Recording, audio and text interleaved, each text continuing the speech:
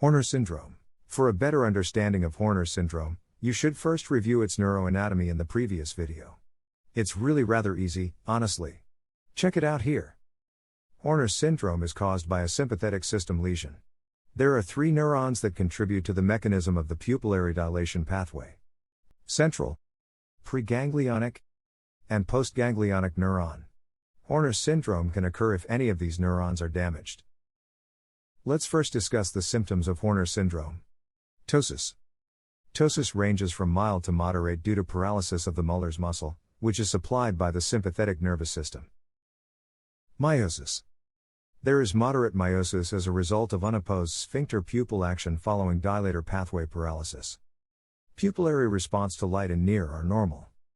Because it lacks the pull of the dilator pupil, Horner's pupil dilates more slowly than the normal pupil when the lights are turned off. This is known as dilatation lag. Facial anhidrosis. Sweating on the ipsilateral face and neck is reduced. This is a characteristic of preganglionic Horner syndrome. The next step is to determine at what level the lesion occurs. Central Horner syndrome. This occurs in lesions located between the hypothalamus and the ciliospinal center of Budge. It is due to brainstem vascular lesions or demyelinating lesions. The patient will also have brainstem signs and sudden onset of vertigo. Preganglionic Horner syndrome. In this case, the lesion is located from C8 to T2 and the superior cervical ganglion. In other words, the second-order neurons are affected.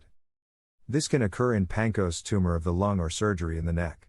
There is anhidrosis of the face and neck as the fibers for sweating come out from the superior cervical ganglion. Postganglionic Horner syndrome.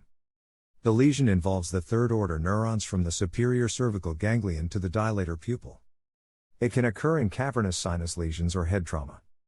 Patients can experience an ipsilateral vascular headaches.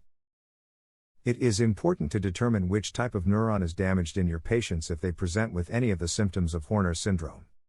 Then, you can narrow your differential diagnosis. If you find this video helpful, please hit the subscribe and bell buttons. And don't forget to like and share this video. Thanks.